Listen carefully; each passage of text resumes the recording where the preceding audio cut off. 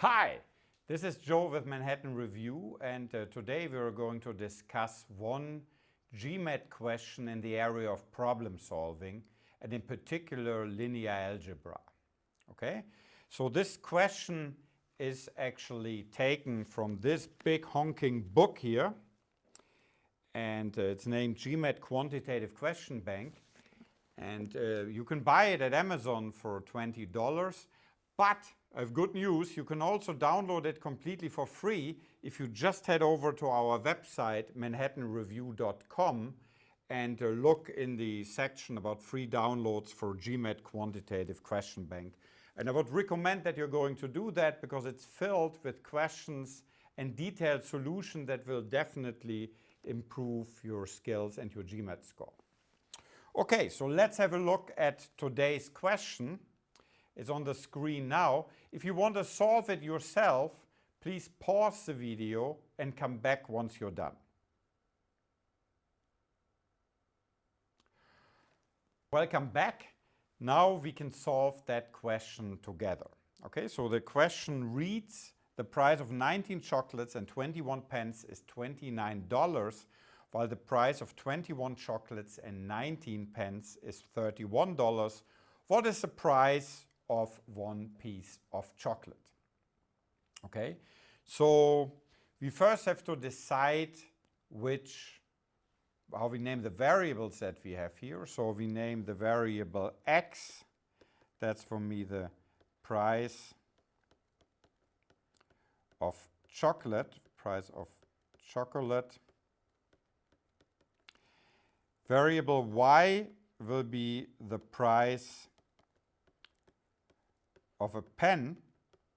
Okay, so we've defined that, and now we can actually translate what's given in the question stem into two equations, namely 19x plus 21y equal 29, and 21x plus 19y equals 31.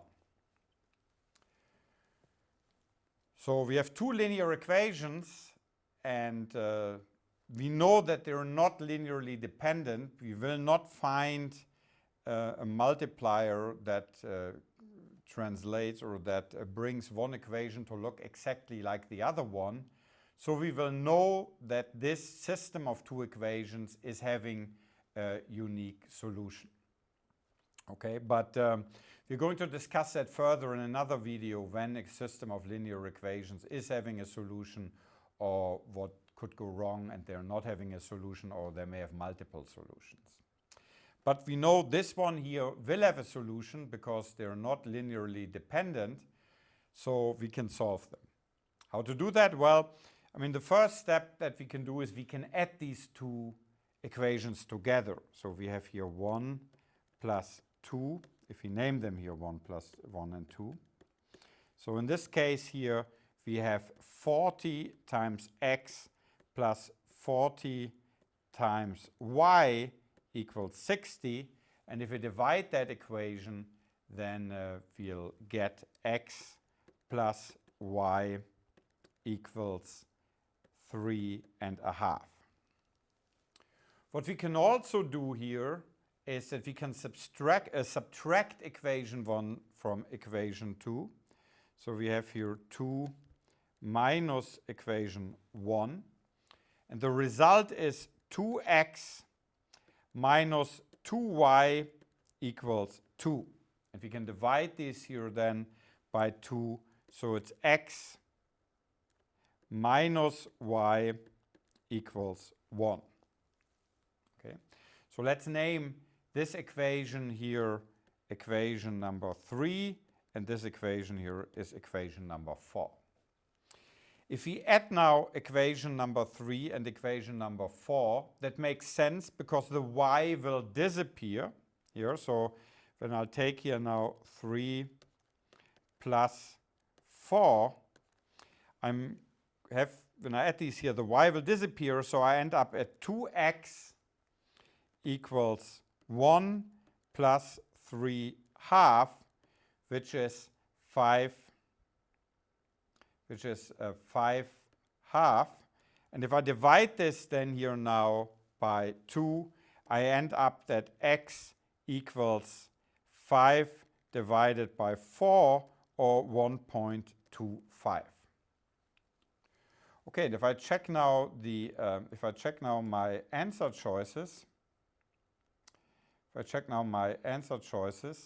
I'm seeing that this matches answer choice number C, which is the correct answer in this case. Okay, that was a solution here, solving two linear equations by an addition method. There is other methods out there. You know, there's a substitution method out there, but it often is more cumbersome to do that, even though there are scenarios where this is a preferred solution. And we'll probably have another video where we're going to discuss that.